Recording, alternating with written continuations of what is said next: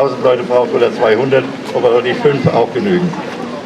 Wir werden einen offenen Brief, wie ihr alle wisst, übergeben an der GFA. Ob ihn jemand lesen wird, bleibt abzuwarten. Wir werden dann weiter hier zurückkommen zum Rathaus und dem Bürgermeister versuchen, den gleichen Brief zu übergeben. Und wir schließen ihn dann in unsere Gebete ein, dass ihn vielleicht so etwas Ähnliches wie eine menschliche Einsicht einholt und er vielleicht mal überlegt, ob man einige Dinge nicht noch anders machen kann. So, ich danke euch. Ich möchte, dass der Verlauf der Demonstration ausgesprochen friedlich ist.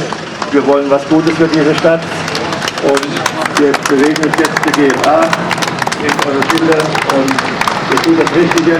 Wir waren am Grab von André und ich kann euch versichern, er ist auf unserer Seite. Er war als Lebender tot.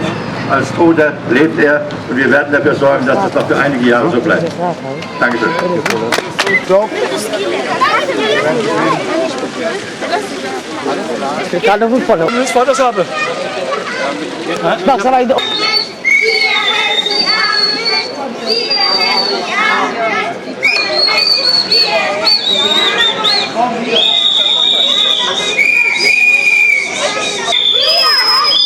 Wir helfen den armen Menschen, wir helfen den armen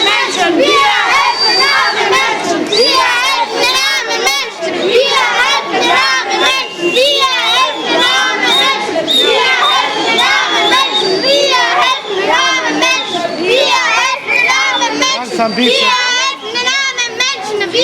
helfen den armen Menschen,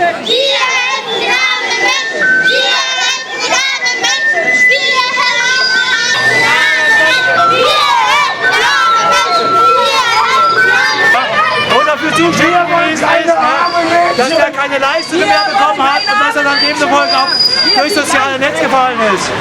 Und so kann es ja nicht gehen. Die GFA Ludwigshafen ist dafür bekannt. Das weiß ich.